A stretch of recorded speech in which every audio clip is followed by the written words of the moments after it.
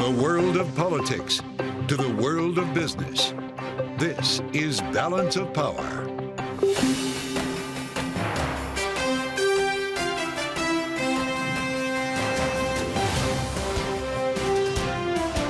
Live from Washington, D.C.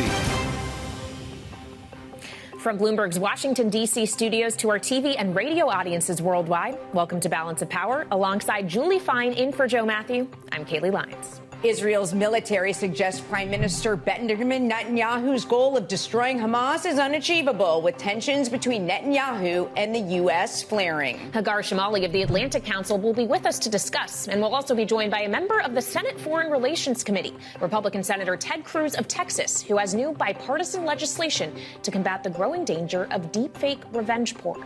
And President Biden heads to Camp David to prepare for the presidential debate against Donald Trump. 1 week from tonight, our political panel will join us for more on the stakes. We're looking forward to having our panel join us this evening, and it is so nice, Julie, to have you joining us here on Balance of Power as we are now just counting down the days to that pivotal event on the 27th, the presidential debate between Trump and Biden. Well, I'm very happy to be with you, and that evening should certainly be something. And the prep is already beginning. We begin this evening with President Biden and former President Trump's preparations for next week's debate. Biden leaves tonight to go to Camp David to get ready. Bloomberg's Saleha Mohsin is joining us now with more. So, Saleha, we understand that the Biden campaign, or just Biden's system in general, is very formal and formulaic. He's going to go through some pretty intense work over the coming days. Also, we don't know exactly how long officially he is in Camp David. He's there now. He got there today. The FAA has cleared that airspace through Thursday. So reading the tea leaves, he'll be back in a week, the day of the debate, maybe sooner. But yeah, they are planning the debate with Ron Klain, his former chief of staff, who helped him prepare the last time he faced Trump. Also, Anita Dunn, Mike Donnellan, and Jake Sullivan, and a few others, Steve Ricchetti, who are just people who he knows, he's been comfortable with. And part of the strategy that we're hearing at Bloomberg is that maybe Biden should just let Trump be Trump and let those moments unfold so that he can take the high road. Let's see what happens. Do you think that's part of the strategy? Because at this point in this debate, you can turn off somebody's microphone. So just let him go and let him go. And then the microphone may just be shut right off. Absolutely, it might be shut off. And I think that's really interesting. I would hate to be the person who has their finger on that button to either shut off the current president or a former president. That's a pretty powerful move and a big deal. But this debate is coming when they are in dead heat. The latest poll that I saw today came from The Economist and YouGov, and 42% of those polled say they're going for Biden. 42% say they're voting for Trump. I mean, we are neck and neck. So this debate really does matter. And of course, it depends on the poll you're looking at. We also got a poll out from Fox News. Granted, this is a national poll, and we are still months out from the election, and this is well within the margin of error. But it actually shows Biden leading Trump by 2 points.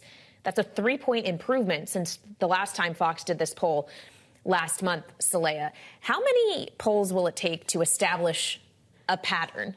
I don't know. I mean, I guess you could look at the polls. You could also follow the money. Sure. We are seeing that Trump is pulling ahead of Biden in terms of campaign financing and raising money, undercutting the key advantage that Biden has had up until now, which is money. Trump has been ahead in the polls. Biden's been ahead in raising money, but that's starting to shift.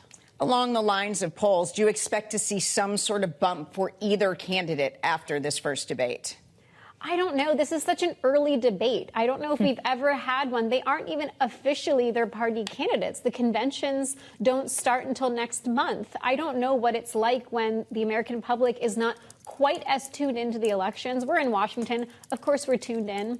But is the American electorate tuned in now, or are they just waiting to get through their awesome summer vacations and tune back in August and September? I don't know.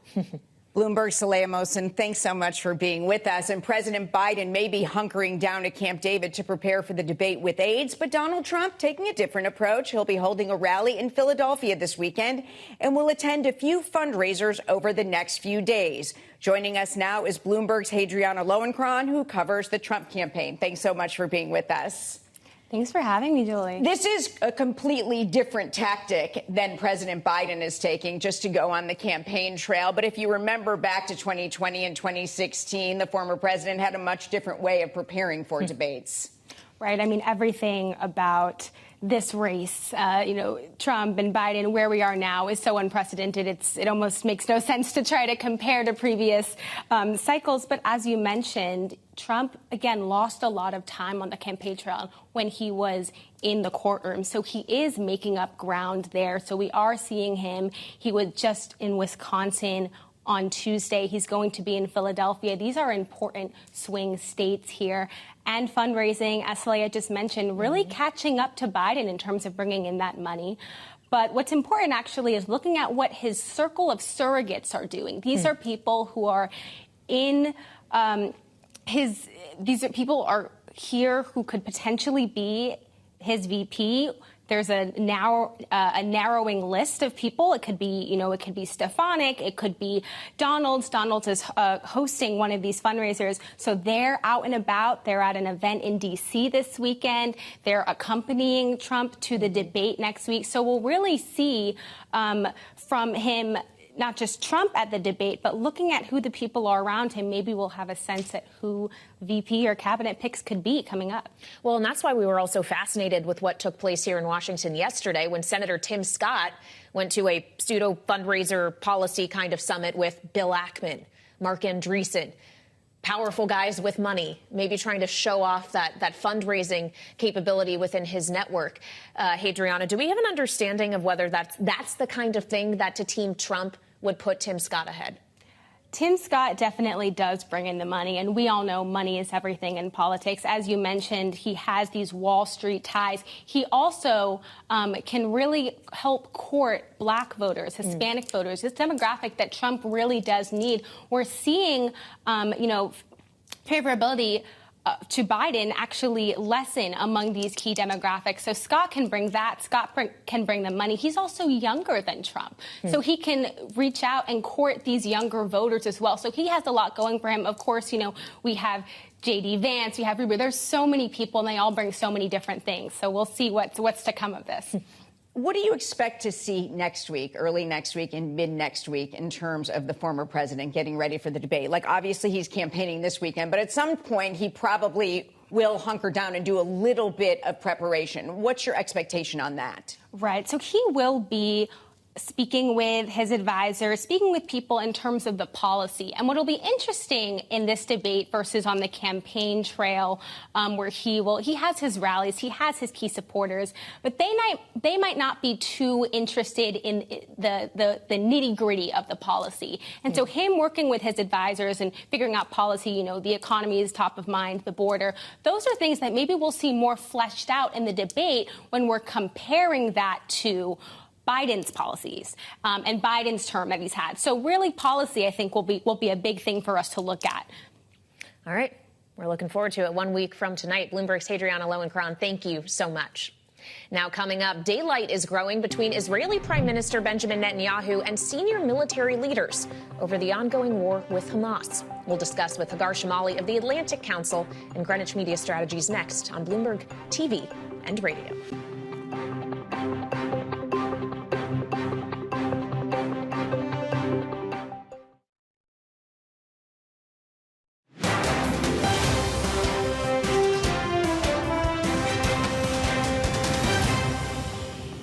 Hezbollah continues to be a threat to Israel, and again, we have to unmask all of these really franchises of Iran, whether it's the Houthis or it's Hezbollah in Lebanon or Hamas in Gaza.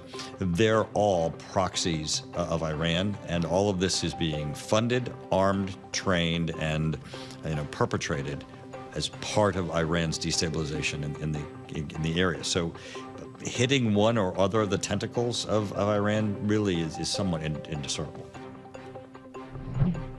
That was Republican Congressman Mike Turner of Ohio, the chair of the House Intelligence Committee, speaking with me earlier today about the threat Israel faces from Hezbollah. as concerns grow about a potential escalation of conflict on the border with Lebanon, something U.S. envoy Amos Hochstein met with representatives of both Israel and Hezbollah about in recent days. Joining us now for more is Hagar Chemali, former director for Syria and Lebanon at the National Security Council and CEO and founder of Greenwich Media Strategies. Hagar, welcome back to Balance of Power. Thank you so much for joining us. How great would you say the risk is at this moment in time of another front opening up in Israel's war against Iranian proxies? Well, it's a pretty serious risk, to be honest with you, although a lot of it right now seems like a war of words, and a lot of it is at the moment. You have a lot of bluster and macho banter going on between the Israeli government and Hezbollah at the moment, but that doesn't mean that it couldn't spill over into something that's genuinely concerning. The time period that you're going to want to look at, right, is really the summer and really through July, because the way the Israeli government sees it is that they have 100,000 to roughly around 100,000 Israelis displaced from the north of Israel who want to return back to the north of Israel for schools and to get back to their normal lives. The pressure on the Israeli government to solve that is increasing. You also have, by the way, 200,000 Lebanese who are also displaced from southern Lebanon. And so this summer is where you're seeing these tensions increase significantly. If something doesn't happen, it doesn't boil over during the month of July, really, or early August, then I would expect this all to pass. So it really could go either way. A lot of that depends right now on, you have U.S. officials who are actively working both sides to try and simmer tensions down. And so we're going to have to see how that goes. If this does not pass, Israel fighting this on two fronts, how would Israel even begin to do that? Yeah, this is not something that Israel wants to do. And by the way, it's not something that is in either side's favor at the moment. So let me explain why. On the Israeli side, their military is bogged down in Gaza. They need their military in Gaza. They don't have enough ground troops or footmen, really, to pursue a two-sided war. That's not in their interest. They have been, and both sides have been preparing. When I was in government and I handled Hezbollah, was in my portfolio of counterterrorism, we used to say that they were preparing for the next showdown after the 2006 war ended. And so they are. I mean, they are preparing for that showdown. They feel somewhat prepared, but a two-sided war is completely different and not in Israel's favor. And on the other side, on Hezbollah's side, it's not in their favor either, because they have a Lebanese public that is not interested in a war, that who are significantly suffering due to the economy there and and inflation and the loss of value in their currency, and they are still the destruction from the 2006 war and the chaos from it is still very fresh in their minds. And Hezbollah is increasingly acquiring more and more power in Lebanon over the government, over the airport, over everything. And so they have something significant to lose there. So it's not in either side's interest. Hezbollah is also a much more powerful terrorist organization than Hamas. They have precision missiles. They have Scud missiles, missiles that could do significant damage. And as with any terrorist organization, they're not going to hold back on what they pursue. They're not going to think to avoid civilian casualties or to pursue wherever they might see a military target. So it would be, if something were to unfold, it would be very ugly and very difficult to contain. So you were just speaking to the power of Hezbollah as a terrorist organization, but I'd like to speak more about the power of Hamas, because a high-ranking member of the IDF, the Israeli military today, a rear admiral, said to say we are going to destroy Hamas to make it disappear is simply throwing sand in the eyes of the public. He went on to say Hamas is an idea. Whoever thinks we can make it disappear is mistaken. And yet that's what Prime Minister Bibi Netanyahu has repeatedly said the end game is. Hagar, what do you make of what the Israeli military is saying versus the head of the government? Yeah, the Israeli military is being much more pragmatic here. Every time I used to hear Prime Minister Netanyahu or any of these other officials saying, we're going to eradicate Hamas, I understood after October 7, of course, they want to come out with these strong words and rally support among their people, of course. But I never personally thought eradicating was doable. But I do genuinely believe defeating Hamas is doable, ensuring that they cannot again pursue another October 7, that they don't have any military capabilities to threaten Israel's security, and that they don't have governing capabilities to govern over Gaza. And that should really be the goal. If that is the number one goal, it makes the operations and the timeline for the war much more realistic. If you're talking about eradicating, it's a fool's errand at a certain point, because you're talking about an idea. And when you have a high civilian death toll as you have in Gaza, it just angers civilians more, and it's going to push a lot of people into the arms of the enemy. Who is that enemy? Hamas or other terrorist organizations that are similar.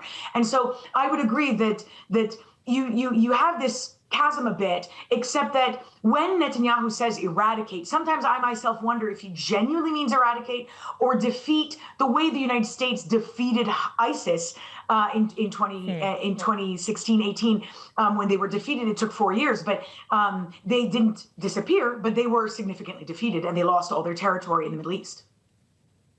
Israeli Prime Minister Benjamin Netanyahu, in a social media post earlier this week, accused the United States of not providing enough weaponry to Israel in the war against Hamas. Take a listen to that. I said it's inconceivable that in the past few months, the administration has been withholding weapons and ammunition to Israel. During World War II, Churchill told the United States, give us the tools, we'll do the job. And I say, give us the tools and we'll finish the job a lot faster. Benjamin Netanyahu speaking to Congress on July 24th after making that statement. I mean, where does that leave relations between the U.S. and Israel right now? Well, his video, in my opinion, was really disappointing and upsetting, and frankly, he came off extremely ungrateful and as a liar, to be honest with you. I mean, we already know that what he's saying is false. There was one shipment of heavy weapons that was put on pause. The United States came out publicly about that. Had there been more shipments that had been paused, that would have leaked by now. We would have heard that from, if not the U.S. government, by leakers and by leakers from the Israeli government. So we already know that. And the part that I find so disappointing and upsetting in his video is that video is for an American audience. That's not for his own domestic audience. He's speaking to the American public. And what he's doing by doing this is trying to play on the political divisions in our current domestic politics that we're facing right now in the run-up to the election. A few weeks ago, when the pause on the heavy shipment of heavy weapons came out, you saw Congress, many members of Congress were outraged. You had majority Republicans, but Democrats too, come out very upset. They wanted to pass a law to force Biden's hand in allowing that shipment to go through. And so Bibi, to him, that's an opportunity to play on those divisions, either to get as much support as he can or to undermine Biden in the run-up to this election, because he does know that Trump would probably support Israel even more. But when you're talking about Biden was the first to run to Tel Aviv and give Bibi a hug. And with all of the isolation Israel is facing, the U.S. stands firmly behind Israel through everything. So this kind of video, in my view, it's outrageous. We know Biden officials are outraged. But I will say, having worked with the Israeli government very closely myself, there are a lot of times we have disagreed, and a lot of times that we've been pissed off at what they've said. You need only look at when Bibi addressed Congress during the Iran nuclear deal, and Obama officials were outraged at that. But it didn't change the relationship between the U.S. and Israel, and it didn't undermine the way the U.S. prioritizes Israel's security. That doesn't change. We are able to separate the leaders from the country. Hagar Chemali, founder and CEO of Greenwich Media Strategies, thank you so much for being with us. And coming up, more conversation with Congressman Mike Turner, chair of the House Intelligence Committee, his warning on the threat of a Russian nuclear weapon in space. That's next on Balance of Power on Bloomberg TV and radio.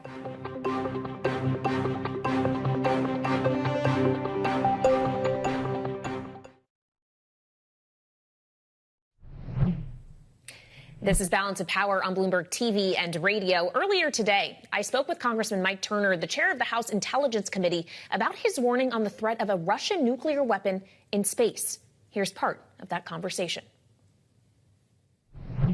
The administration has acknowledged that Russia is developing an anti-satellite nuclear weapon. And that's really all that they have told us publicly since then.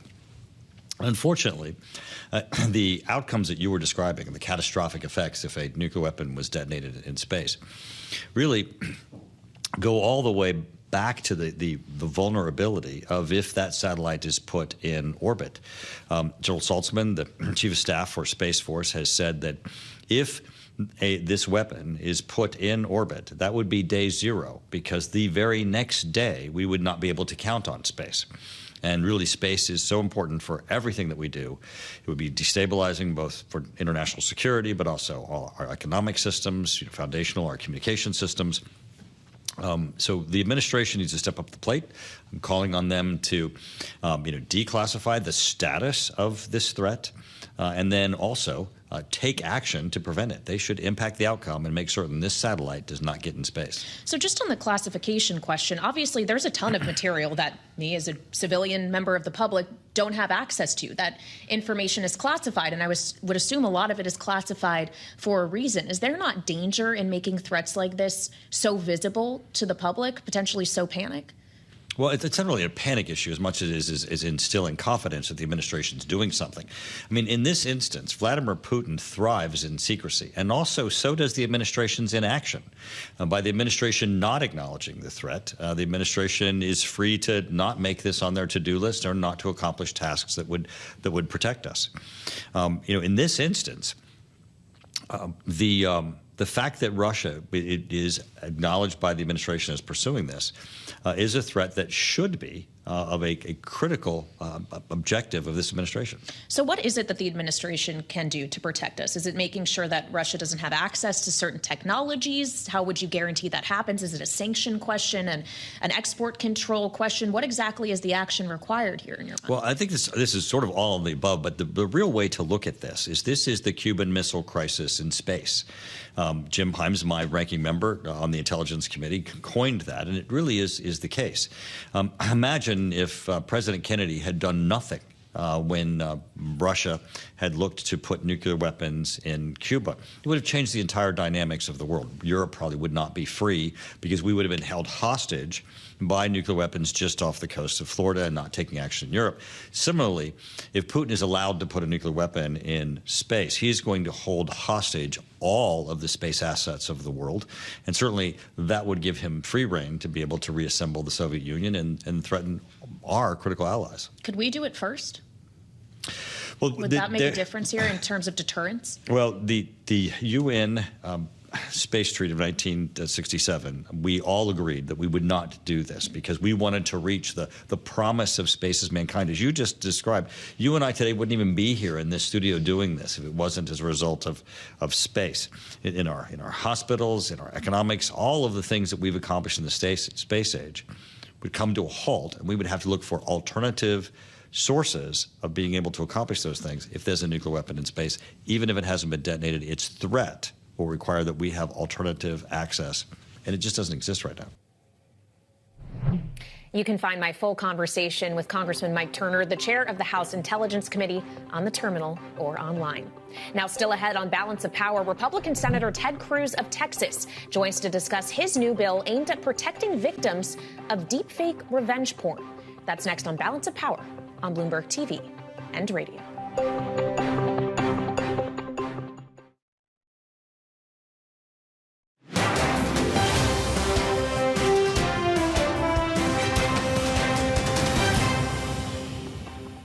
I have been convinced in my short day here in Washington that probably the right thing is to make sure the legislation is in place so that people who have been violated in some way, whether it's deep fakes or, child harassed through an AI, whatever, that they are clearly prosecutable. That, I think, we need legislation. I believe in that. That was Steve Ballmer, USA Facts founder and former Microsoft CEO, last week on Balance of Power, discussing the need for legislation to protect victims of online harassment caused by deepfakes and misinformation. Joining us now, Republican Senator Ted Cruz of Texas, who yesterday introduced a bill to protect victims of these types of incidents. Senator Cruz, thanks so much for being with us. Julie, great to be with you. Thanks for having me. Senator, you're leading this bill along with Senator Amy Klobuchar. It's a bipartisan effort. How confident are you can get this over the finish line? Well, listen, I'm very confident. We've got right now 12 co-sponsors on the bill, 6 Democrats, 6 Republicans. This is an issue that really cuts across partisan lines, ideological lines. There's a real need here. People are being victimized. We're seeing thousands upon thousands of people being targeted, predominantly women and teenage girls. And what our bill does, it's called the Take It Down Act. It does 2 things. Number one, it makes it a federal crime to put non-consensual, intimate images online, including deep fakes using AI, and we're seeing that happening more and more. But number 2, it gives victims the right to have big tech take those images down. Right now, big tech typically stonewalls victims. It leaves the offending images up there sometimes in perpetuity. This puts a federal legal responsibility on big tech to remove the images and all the copies of those images within 48 hours of the victim or the victim's family notifying them. Senator, why stop there? We're in the middle of an election cycle in which there is great concern about the way deepfakes of potentially people like presidential candidates could be circulating on these very same platforms. Why not use this legislation to try to hold them accountable for that, too? Well, listen, there are broader issues that concern AI generally, that concern deepfakes and fraud, and those are issues that need to be addressed and will be addressed over time, and there are lots of different legislative vehicles to do so.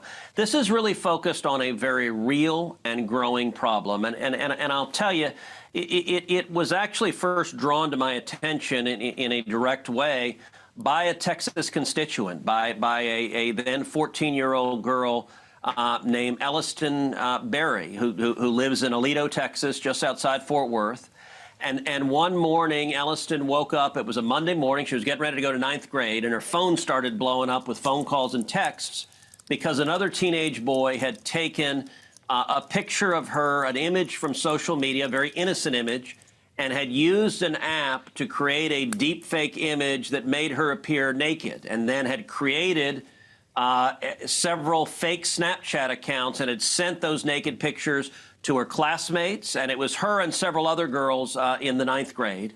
And so Elliston woke up. She went into her mom's room just crying because her friends were all seeing what they thought were naked pictures of her. Then they weren't. They were complete fakes.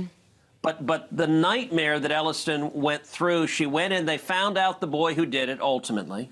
He was transferred to another school, but he faced no legal consequences for tormenting her like this. And then she spent 9 months trying to get Snapchat to take down the images. And I'll tell you, Julie, it was remarkable. Last week, her mother was in my office, and she told me, she said, you know, the images are still there. I said, all right, that is ridiculous. I told my staff, get on the phone with Snapchat right now. And I said, if need be, put me on the phone with the CEO of Snapchat. Within the hour, they pulled the images down. Well, you know what? It shouldn't take a sitting senator making a phone call on your behalf to get those images down. Any victim, any teenager in Texas should have the right to get those offensive and false pictures removed. And this bill will put that obligation on big tech to do that. Senator, I want to turn to other legislation that you have introduced. No Tax on Tips Act. This is coming out. But the Committee for Responsible Federal Budget says that removing these taxes could end up costing billions of dollars, $250 billion in up to 10 years. So how do you make up for that tax revenue? Well, listen, there are all sorts of projections on tax cuts, and often you get projections that show a real negative impact on the federal budget. I can tell you in most instances, those projections don't come through. So for example, the 2017 tax cuts, which were the biggest tax cut of a generation, there were groups that were projecting enormous negative impacts on federal revenue. What actually happened is federal tax revenue went up every single year since those tax cuts But so too did the deficit, effect. Senator. Just mathematically, if you have less revenue coming in, the deficit, you typically would need to therefore reduce spending. And the pot of non-defense discretionary spending that doesn't have entitlements is quite small. If we're also talking about making those 2017 tax cuts permanent, potentially not taxing tipped income either, how mathematically does it work? What specifically do you cut? Okay, so the most important word you said there was mathematically.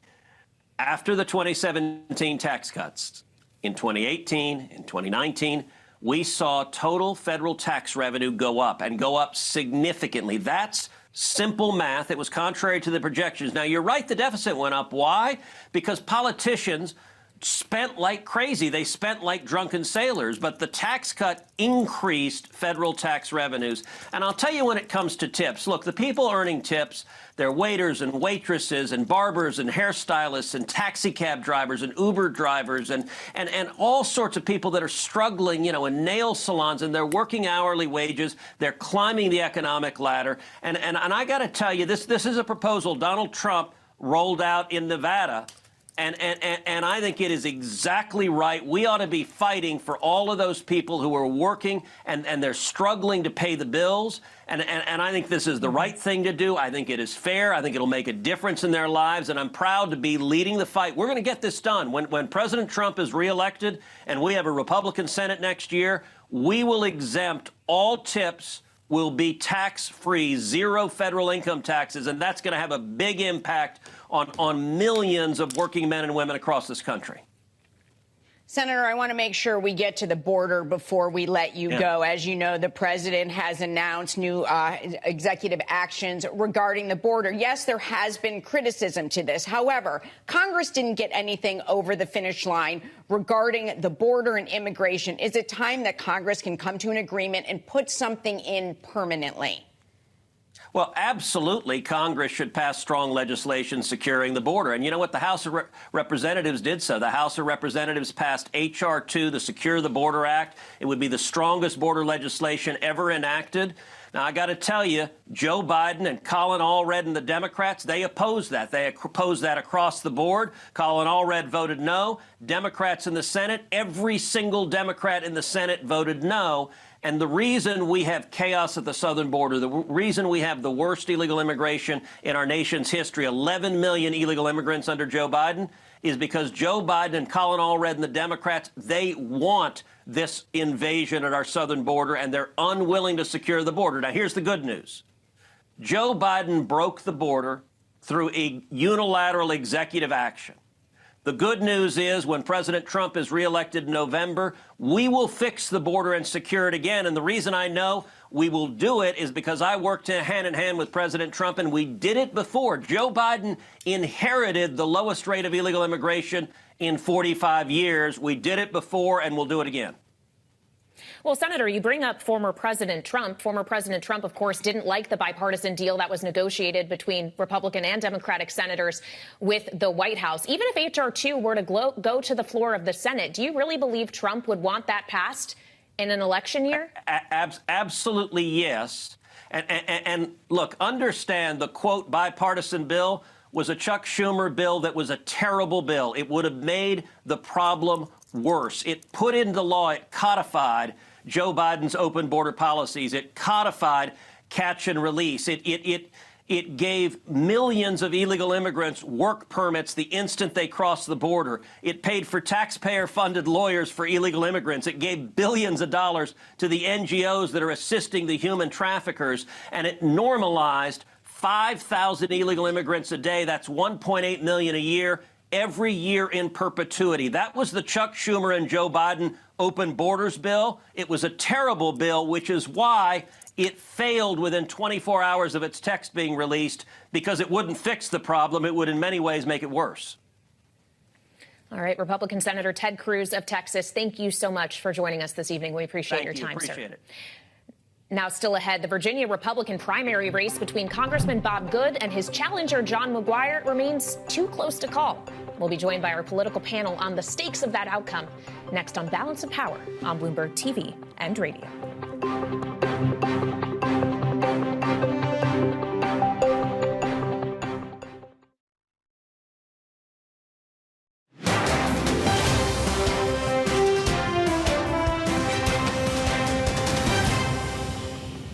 Ladies and gentlemen, the votes are in, and the people have spoken.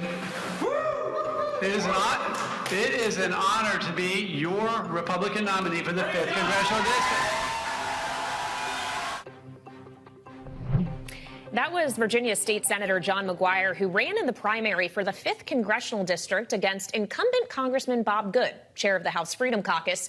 And despite McGuire declaring victory, the final vote count this evening remains too close to call. Joining us now on Balance of Power is our political panel, Ashley Davis, the founding partner of Westfront Strategies and former White House official for George W. Bush, and Alvin Jordan, Democratic strategist. Thank you both so much for being here. So, Ashley, there's kind of two ways you could look at this very close outcome between Bob Good and McGuire. One is that he is an incumbent, the chair of the Freedom Caucus, who is at risk of going down in this primary. The other is Donald Trump, Kevin McCarthy, Main Street Republicans. They all came out against Bob Good in this race, and it's coming down to just a couple hundred votes.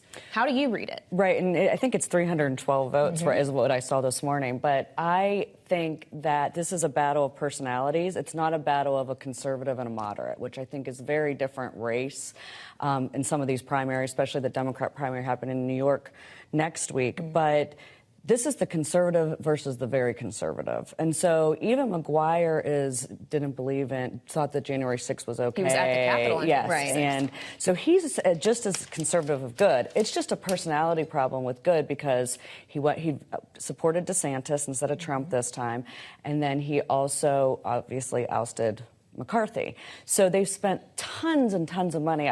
This is what drives me crazy about politics sometimes, though, is I'm like, we could have solved world hunger with some of these races, right? But I think it's going to be really hard for him to even make up those 312 votes. I think McGuire wins, and it's going to be super close. And McGuire's out there trying to get the narrative saying that he won the race. But yeah. But I think Donald Trump and probably Kevin hasn't won very many races this time that he's supported. Nancy Mace won, whatever. But I think that Trump is surprised that, I'm assuming that his endorsement and some of his virtual rallies he did for him didn't help him a little more. Yeah, telecast. And you touched a little bit on that New York race with Jamal Bowman and George Latimer, which is somewhat of a different race. I mean, you've got Hillary Clinton for Latimer.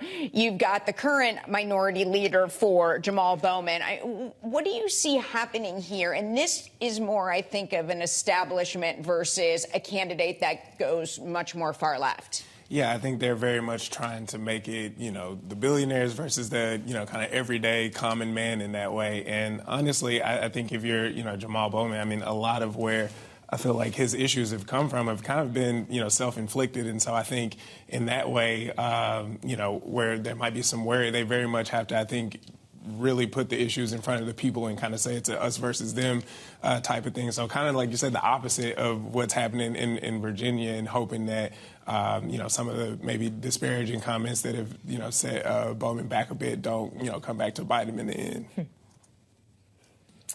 Well, in this specific race, though, it's different than other races that you've seen with the moderate versus the far left, or you can almost say the moderate versus the far right candidate. This is a little bit different. Yeah, no, I mean, this is where I feel like, you've gotten so much momentum and progress with, kind of the quote unquote squad, members in that way. And so I do think that this is an opportunity to maybe pull back in a way and maybe go in a different direction. But I don't know that that is where the people will necessarily vote. But the difference is there's a ton of money obviously coming in, and I forget, exact numbers, but we're talking of record numbers to try to sway some of that. And so, maybe we get into a point where that, kind of moves the needle. But I still think, kind of left up to the people, you can still find a path to victory for kind of the everyday. Just to jump in here, I think that the thing that's so interesting to watch on this is the Israel-ish debate, because the AIPAC put in $12 million alone into this race against him. And so I think this will be the last New York race. Obviously, the border played a lot as well as this, but I think that's going to be a really big, what people are going to watch on Tuesday. Yeah. Coming up, President Biden and Donald Trump prepare to face off in the upcoming June 27th presidential debate. We'll be back with our political panel to break down what's in store. This is Balance of Power on Bloomberg TV and radio.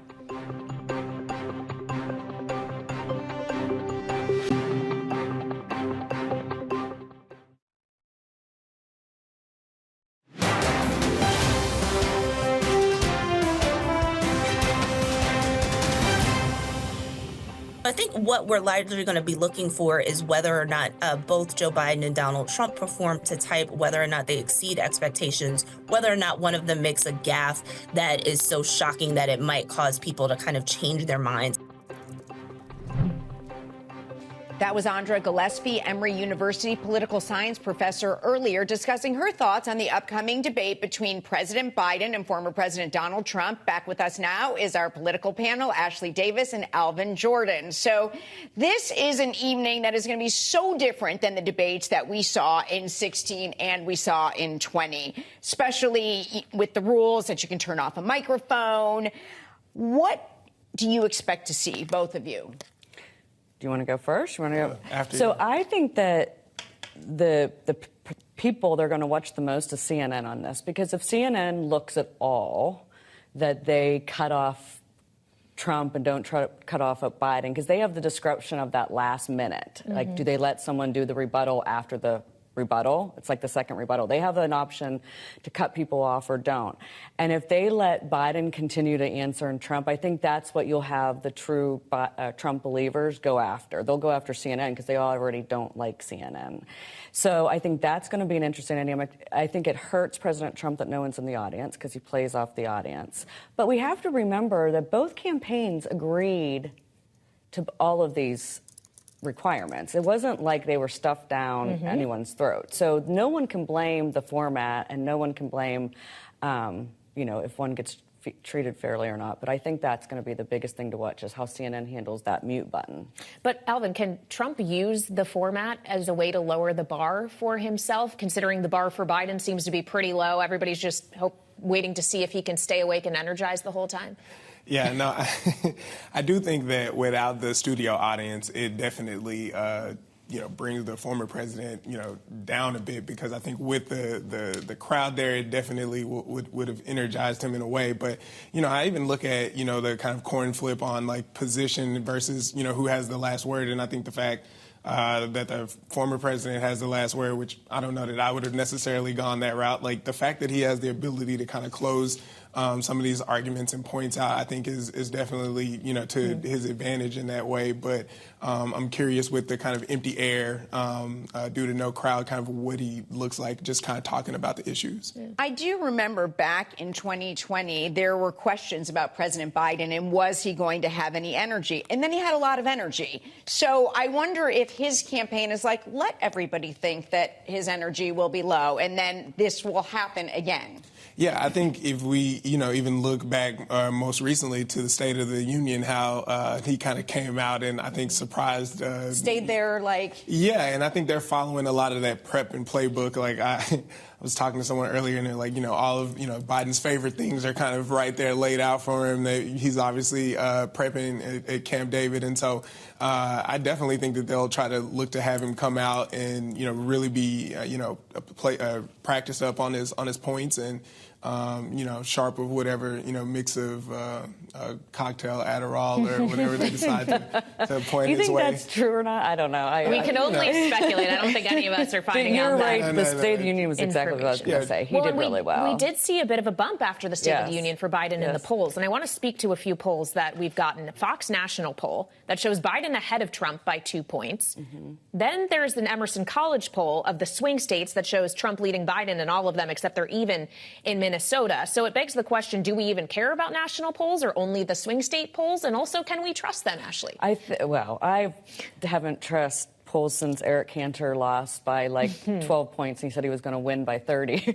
But I do think it's a little early right now, and I think this is going to continue to be so close unless something major happens where one of the candidates makes a huge mistake, which you would even think a huge mistake would be getting indicted 4 times. Convictions, yes. But no, convictions, excuse me.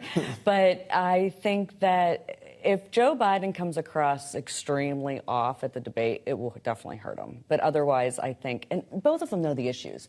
I mean, they all can talk about what's going to be asked. And this is really, you're talking to the independent voter, which we saw in the poll that we discussed recently. About 20% of the independent voters are paying attention to those convictions. So it will be very interesting to see if President Biden goes really hard on this. And what we haven't even discussed is Supreme Court decisions. Yeah. The Supreme Court decision on immunity could come down the same day, which is going to throw everybody's playbook right out the window. Yes, it will. And we also have his sentencing on July 11th before the conventions. And then we also have, I think, on my side of the aisle, we have a VP pick. And I think that can really change the dynamic if he picks a vice president that people, some of these moderates or Nikki Haley voters like. We have 20 seconds, Alvin. Do you have a VP pick at this time? Who are you betting on? Tim Scott, if I got to throw my money. Yeah, he did have a big crowd with him here in Washington yesterday with a lot of money. Alvin Dordan and Ashley Davis, thank you both so much for joining us this evening. Appreciate your time. And of course, for more coverage of all things debate and other things here in Washington, make sure to check out the Washington Edition newsletter. You can find that on the terminal and online. And you can find me, Kayleigh Lyons, alongside Julie Fine once again tomorrow here on Balance of Power. So make sure to come back and join us then on Bloomberg TV and radio.